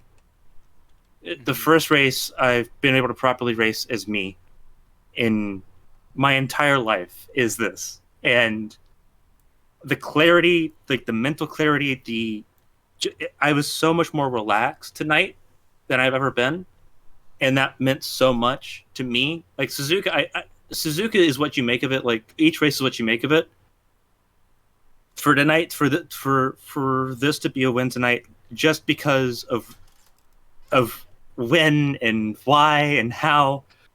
I'm going to say something controversial. This is more important than any 500 race to me. This is more important to me right now. And I say that because I haven't done a 500 yet, but right now, this is the best race of my life. And I think you have agreeants. You have fans in the chat. You have fans. Yeah. Not a single fan in their seat right now, and I mean, it's your moment. You've won it. You are a winner, Carmen Hardy. I'm so grateful, and thank you both, Strix and Chrissy, for being in the booth for it. It means a lot. I know that it was a pain getting through the start, but I appreciate it. Everyone that helps make this possible, thank you so much. Thank you all. Absolutely. And thank you, of course, for giving us this opportunity. That is Carmen Hardy, your Joliet Challenge 180 winner. Thank you very much for having us on and whatnot. But we do have a couple other drivers that we want to talk to. So I'm going to bring in our second place finisher, Olivia Hayward, finishing in second place after quite a chaotic event today. Gotta ask you, how are you feeling right now making it towards the end? I'm feeling good. That was I joined this race very last minute. I wasn't sure if I was gonna run it. And yeah, I mean, it's another second place. Kinda wish it was a win, as I always do. But if there's anyone who I was gonna be happy finishing second to, especially given everything that's been going on recently, it absolutely is Carmen. She deserved it 100%. Like she said, she pushed that final pit stop really hard. I played it a little bit safe just because I wasn't sure if the tires would hold on coming down pit entry there. So, played the safe bet knowing that I had a lot to hold on to, and couldn't quite pull the gap back in at the end there. But it's second place. But first I've had an oval, so that's really nice to get. And yeah, I could imagine that certainly that is a kind coming in second, coming up just a little bit short to someone like Carmen Hardy doesn't really feel like an insult, that's for sure. There was a point during the race, though, that towards the back end of it, you were starting to catch up on Carmen just a little bit. It was maybe like half a tenth a lap or maybe a tenth a lap. Do you feel as though maybe in other circumstances, if you would have maybe been a little bit more aggressive with the pit stop or whatnot, you might have been able to at least given Carmen a bit of a challenge, or was that kind of already, by the time pit stops rolled through, it was kind of already sealed? Well, by the time pit stops were over, it was pretty well sealed. Obviously, I was hoping to kind of form up a little bit of a patch with Lee to try and get after her. I wasn't sure if it really works that way, whether the second car gives the first car much help like it is in, say, a stock car. But I also know that Carmen was was leading Kaylin there, and was just telling her to hold on. So she was being smart. She was using the lap traffic to counteract that patch effect if there is one. So at that point, the only hope was that she hadn't put enough fuel in the car, and of course that wasn't what happened. So yeah, to have a chance at winning that race, it was just being more aggressive on the pit stop. But obviously, that's first of all assuming that I actually bait it into pit lane by doing that and don't put a penalty for it. We saw people have issues on pit entry, and it's always difficult, especially in this car when you're coming out of 4 and trying to slow down late. It really is so difficult to hold on to it. So yeah, that pit entry does look pretty spicy. It's pretty well just a drop onto the apron, but the only other thing that I could have done, rather than being aggressive on the pit stop, was to not take tires and to short fuel the car, because that would have saved maybe 2-3 seconds on the pit stop, which would have been enough to get me up to her. But at that point, I'm up to her, and I have much worse tires, and I don't know if that works out. Just real quick, I want to ask, hey, first of all, hello, congratulations. Hello. Glad to talk to you tonight. We're on opposite sides of the booth this time. What the I hell? know, it's awesome. No, first of all, very, very proud of you. You've done a great job tonight. And I want to ask you, because I know that emotions had kind of been all over the place lately. Having gotten just a little bit. Having gotten into an oval and finally had a decent experience at it, what does this do for your confidence on ovals in the future and moving forward? Because we know it had been a bit of a rough start. You had some really difficult ovals on your schedule when you started, but now you're here, you're on the podium, you had a real shot to win it, you played your cards right. What does this mean moving forward for the next circle track? I mean, the honest answer, as brutal as it might be, is that I'd gotten to a point where I had trust in myself on these ovals. I just didn't have trust in some of the other cars that we had to race. When I go into these races, I'm always worried that I'm going to get wrecked out by someone rather than that I'm going to wreck myself out. And that's why I was being so cautious in the opening, 2/3 of the race there. I was just sitting at the back of the pack because I knew that it was a pack race, and I could sit there. I would still be within like a second of the leader and be in touch with them. And then if there was an incident that happened ahead, I have my eyes up. I know in these situations I'm usually the first one to react. And at times that has bitten me because I haven't been at the back I've had cars directly behind me, and I've wrecked it before they have. But yeah, if I had to put myself behind the incident and know that I can weave around it, I had trust in myself to make that work, and it did. Clearly something worked there. Yeah, absolutely. And honestly, you did a fantastic job tonight, and it's great to hear from you. Glad Little Bird did all right without Mama Bird there. But I had to work out my own setup stuff. I had to go into the Prismatic server and look up some notes that Emily scrawled on a piece of paper 2 months ago. Well, you've done a very, very and the good notes job. were just run sits one. Just do that and it'll be fine. Well, we have one more person to talk to, but we're so glad to have you on the podium, and looking forward to having some more conversations with you over the next 9 rounds. But a P2 to launch the season, starting off easy to try and go after that cash bonus. Suzuka, next 2 weeks out for the next round. I bet you have a little more confidence there on a road course. We know how quick you are there. That's where your other second place finish came, but now you've got 2 of them. So congratulations, Ohei, and great race tonight. All right, so final guest, are you ready? I'm ready if you're ready. Okay, so let's bring in Judith Cooper, the Oh. woman who parts the Oh. seas. Oh goodness, We- I didn't expect to get pulled up in here. I was just chilling in the interview I mean, queue. well, I mean, you were sitting there. You were sitting there in the interview queue, so why not bring you up? But also, you know, finishing on the lead lap after such a chaotic race, especially you having experienced that full experience of just that chaos, considering that we saw you split the middle of 2 Indy cars spinning like Beyblades and keeping it calm. Like, I gotta ask you, how did you manage that without losing your mind?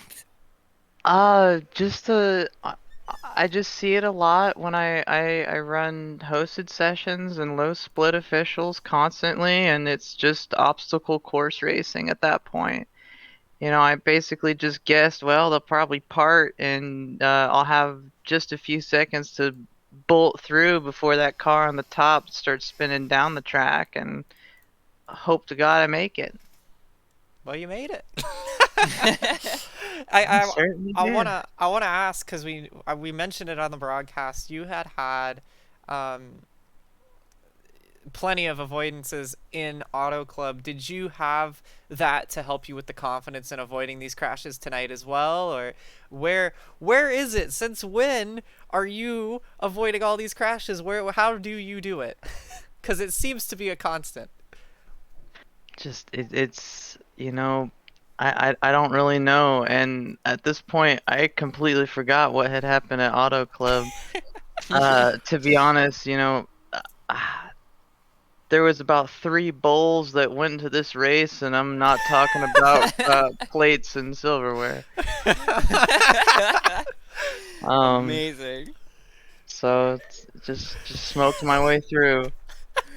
All right, so you know, last question for you, of course. You know, obviously this is probably a great moment for you. You know, finishing, you know, kind of like a rookie situation here, getting into these cars, getting into this preseason challenge. But is there anybody out there that you'd like to thank? You know, your sponsors, your representatives, that kind of thing.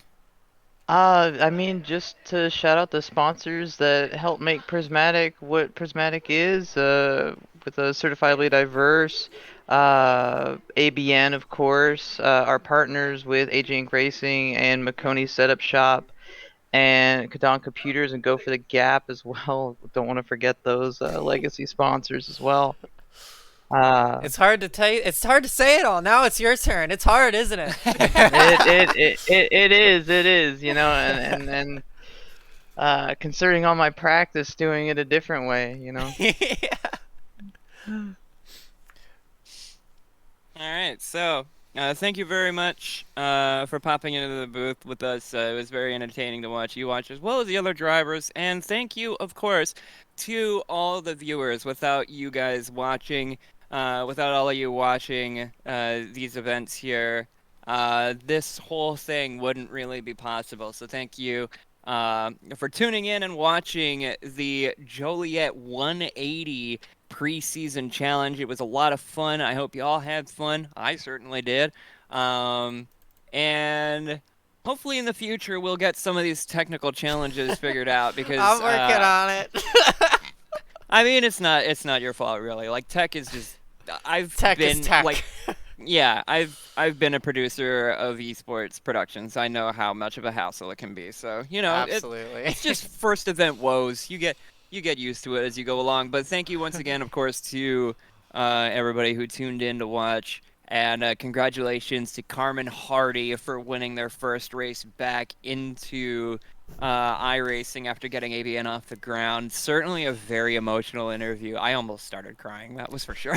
Yeah, me too. Obviously, I tried to pull up the results page, but I'm a little new to this all, and we're having all kinds of issues. So here is the live timing. It is Carmen Hardy, Olivia Hayward, Lee Overton, Lilac Zier, Judith Cooper with her first career top 5, Kaylin Kerman, Emma Carter, Eric Navarani, James Wright, Don Reedy, Frankie Franchicha, Jason Simarusti, Doug South, DL Lemon, Zach McBride, Davey Dambios, and Bryce Saucier with a did not start to close our 16 car field. And Strix, you put down your final bits of comment. I want to put down a little bit as well. This has been a fantastic race. I had a great time here. I hope everybody had fun watching it as much as we did putting it on. Again, 2 weeks time, we'll see you again, both of us, at Suzuka, where we'll take on Japan and see who will win the first off-season road course race of the season. But for now, we have to say goodbye from Strix9, Pulsatrix, and me, Christina Ryan. We will see you in 2 weeks time. Carmen Hardy on top of the world tonight